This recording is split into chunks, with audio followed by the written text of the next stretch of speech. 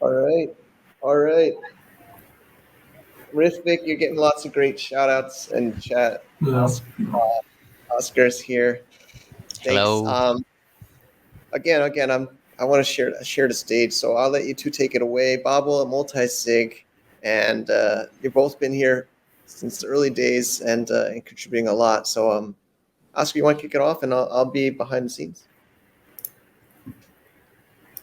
So do we just start?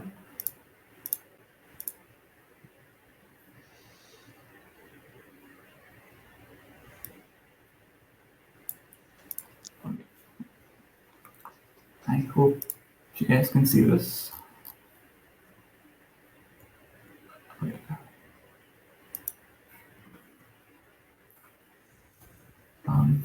So here we start. We'll start with what multisig is and how it's different from regular wallets, why it's important, and then go over to how it can be used in Vault. But first, a bit about the regular wallets that we use currently. Self-custody users would know that a seed phrase is like a master secret that unlocks everything in a wallet. It's a set of words in a specific order that can recover a whole wallet. Right? Um, and for the rest of the session, I'll be using the word secrets, but that is just a general term that can refer to any private material. It could be a seed phrase or specific keys derived from it or anything else. And the main point on the slide is that one seed phrase is for a single wallet. That's a bi-linear direction.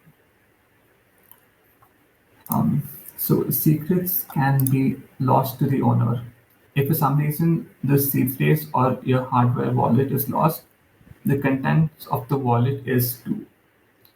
That's why we recommend backing them up separately and securely, but we don't know why people do that.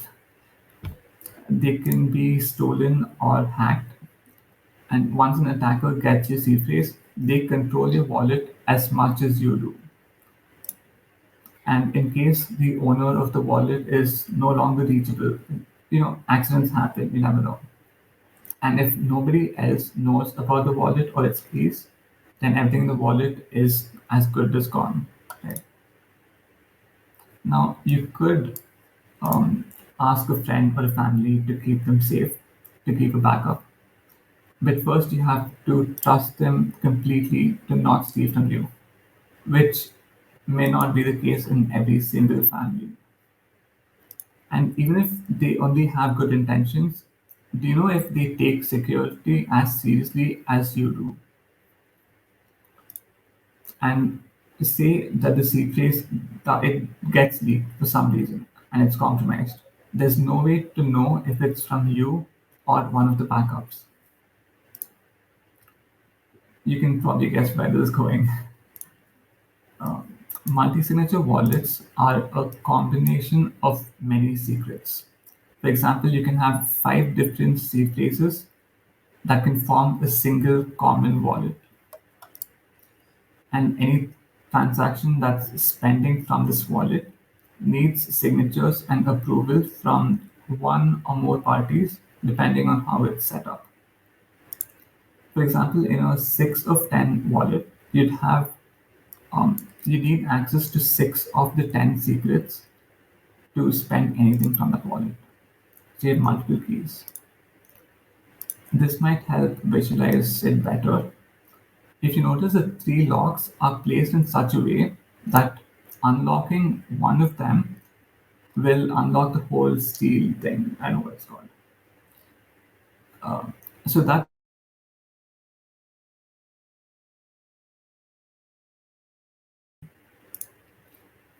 another is this, where there are 2 locks looping through the same door handle. I couldn't find a pic online, so don't mind the bad drawing. But unlocking the door requires keys for both the locks, so it's a 2 of 2 policy. Just gonna check if there's any problems. Okay, there's nothing. and use cases where this can be used. Organizations like exchanges and financial institutions use multisig to avoid single points of failure of with M of N wallets. So this way, a rogue employee can't just simply dump the company wallet, since it needs to be signed by multiple people in order. And not just big orgs, even individuals use this as a second factor authentication. You can create a two of two wallet with a hot wallet and a ledger wallet, and any spend will require both of them to be available. That's another case. Then you have the cases where a bunch of people need access to spend from a common wallet. And instead of sharing one seed phrase with everyone, you can create a one of n wallet that lets any single person use the wallet. But it's different from sharing seed phrase, which we'll get to later. There are also using escrows with mediators for decision making. If you remember the gateway uh, incident, this one. It's also used in decision making. We'll skip over that. Now, coming back to the problems that we had with the regular wallets. If the owner loses a single secret, that's fine. As long as at least M secrets are available, the wallet can be used and recovered and transferred somewhere else. If a single secret is stolen, that's not enough to take over the wallet, since at least M signatures are needed again. And for the last one, multisig makes it possible for the rest of the members to recover the wallet without knowing that single lost secret. And as a bonus, if any key does end up getting leaked, it's easy to find out who was compromised, since everyone has unique keys. So that's why it's better than sharing a single secret with many people. Now, multisig in has no timing so well. Okay, so this has been added with a bounty from Paco and Individual. So thanks to them that made this possible. It's available in the latest version of Bob, that's V2. It works with Ledger wallets, it works in SPV mode, and we'll go over how to use it now, unless there's something in the chat. Okay, great. So just going to share my screen.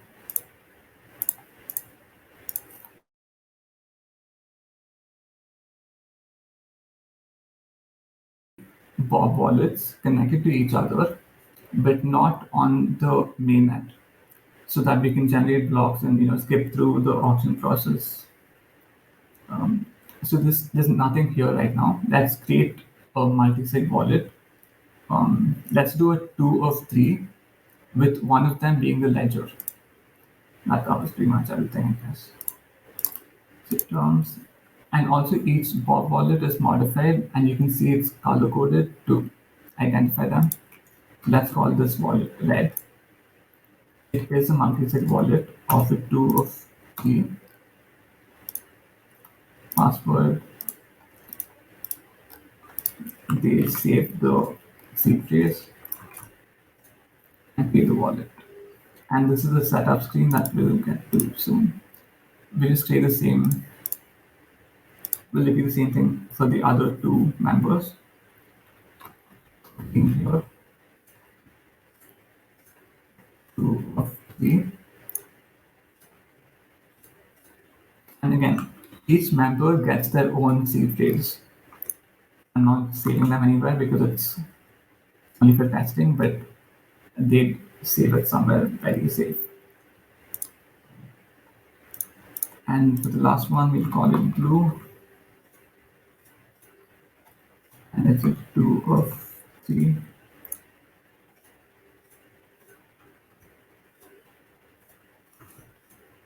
Right, so we have everyone on the multi-sig setup page, and each person shares their account key with the rest of the members. So I'm copying the red, and giving it to green and giving it to blue. I'm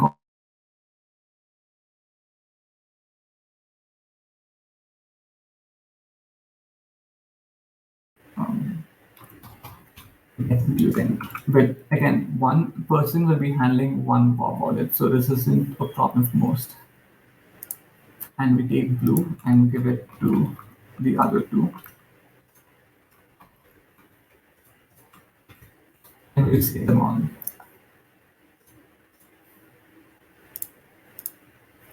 And that's it. And if you notice, all of them have the same wallet.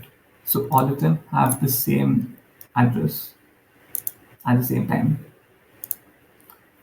We'll just skip through a few blocks so that they have some balance to work with. And let's open a name. When we start an auction, this process in multi-sig wallets is the same as regular wallets. You start an auction, you submit, but instead of sending it directly on chain, you get a screen which says that it's a transaction with an open for the HandyCon name, and it needs to be signed by two of the three people.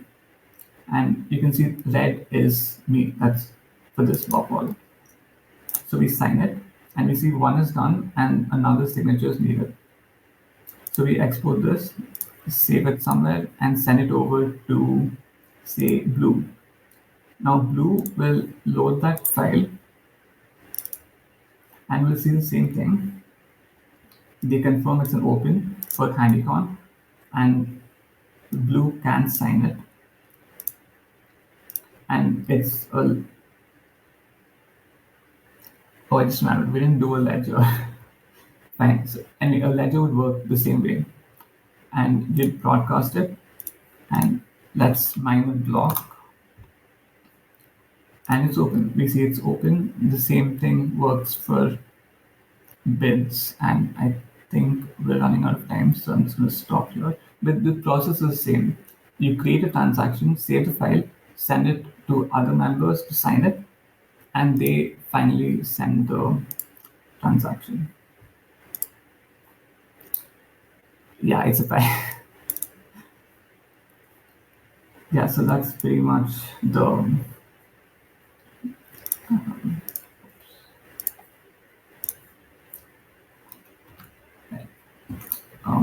if you have more questions, you can ask on any of the channels, Discord, Twitter, and Telegram, Discord, Twitter, URLs.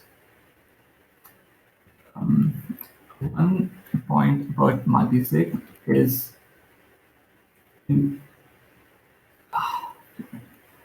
multisig and other features are available in multiple languages like Catalan, Spanish, and French.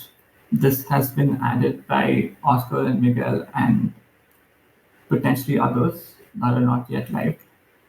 And they maintain these translations every release. So huge thanks to them for doing this. And to explain about the whole process, there's Oscar here. Thank you, Ridvik.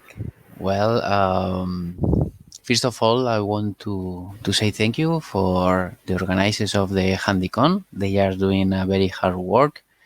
And to say thank you all the community because we are doing great steps and we have the opportunity to show all these progressions here in the HandyCon.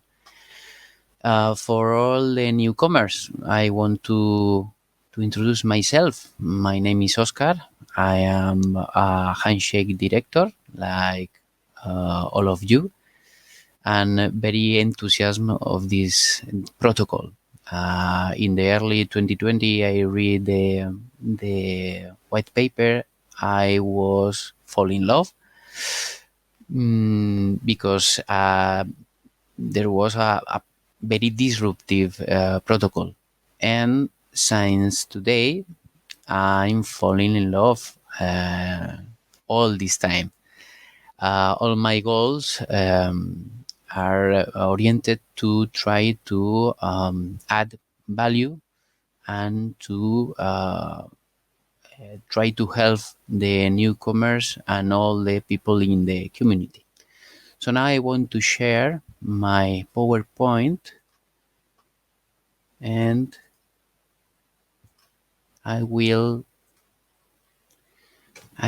explain about the Book Wallet multi-language, why is important the internationalization. Uh, the first I want to talk is a little long short story about the translation. To arrive until this picture, this is in Catalan language, there is a little story.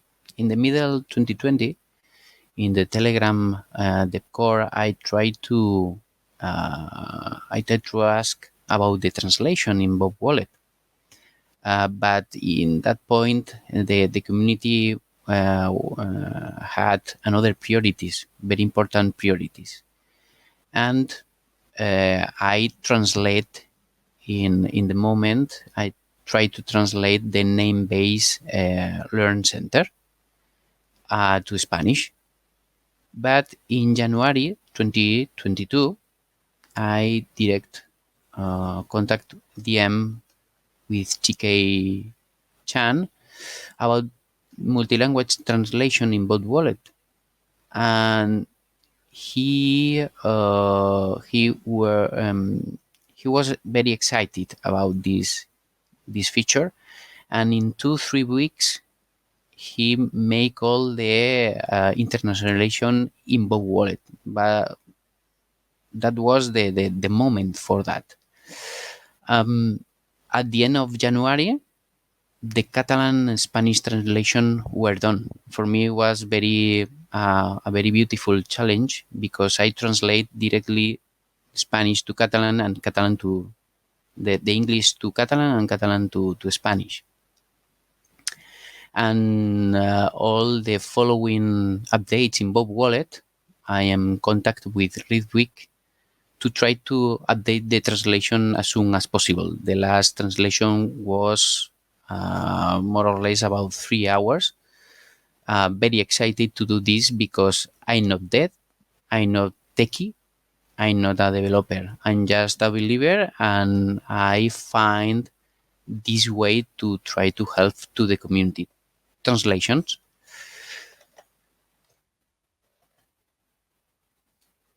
Is internationalization necessary in both wallet? Yes and yes. I think, and I'm absolutely convinced that this is necessary, because we are talking about decentralization, free speech, censorship resistant. The best way to do this is in your tongue language. This is a respect for all language around the world. To have a wallet translated in as much as possible languages is very good for the ecosystem, because it's very easy to try to interact with the Bob wallet. There is not friction with the language. In addition, non-techie is a non-techie task, and you are collaborating directly with the Handshake developer, dev core. It's amazing. For me, it's amazing to try to add and help to dev core with my non-techie side. Bow Wallet could be more attractive for non-native English speaker readers, and is just only 600 lines to translate. So the first time could be hard, but the following updates is not hard. It's very amazing. If you are thinking about translation, next steps for you. If you want to collaborate in Bob Wallet translation, follow the whole rabbit. You need to use Bob Wallet very often, because you have very familiar with the vocabulary you are using in the wallet. Because if you use tools, it's a very cold translation. You need to put the sense in the words, and it's very easy if you are interacting every day with the Bow wallet. You can choose translator tools like Deep, Google Translator, and others. This is very useful when you are trying to translate a huge quantity of words, but there are a lot of lines, a lot of code that there are single words. GitHub account is indeed, or maybe not, because you can download the file, you can download the raw in a file, and you can translate directly the file. You have to be patient, and you have to divide up the task overall the first time, because there are a lot of lines to translate. The first time is hard, but very, very exciting. And the following updates are soft, because maybe there are 50 lines, 40 lines, and it's important to contact with Readbig to explain your intentions and to collaborate in translation. This is a very, very important step overall. If there are another people in your language that are translating, you don't spend your time. Final thoughts. I want to share these thoughts with all of you. Bob Wallet Handshake is decentralization. We can decentralize the language too. We can add value to Bob Wallet. We can collaborate with DevCore. Why not? Censorship resistant in your tongue language. This is a very beautiful experience. You can enjoy the way, and this is the way. And finally, I want to say thank you and welcome me all the community. This is very interesting live experience, and you can find me in Twitter, in Telegram, and Discord if you have questions. I'm very happy to try to help all of you, and we have more speakers, we have more tables to see in the HandyCon, and I encourage all the community to support the great work that are doing all the HandyCon team. Claps for them, and a very huge hugs for them. So thank you, and we will see you in the internet. Yeah, perfect. Great, right on time too. Just perfect length. Yeah, I mean, I think you're both monitoring the chat, but I mean, I think everyone really appreciates both of your contributions to the community, to the open source, to Bob Wallet, to Handshake. So definitely thank you as well. And I think there's even more people wanting to contribute already in the chat that I'm reading. So hopefully they know how to reach out. I think, what's the best way you think? Telegram groups? Or what's the best way, Rithvik? Telegram? Yeah, just anywhere is fine. Just whatever they're comfortable with. Telegram, Or Discord. any. Yeah.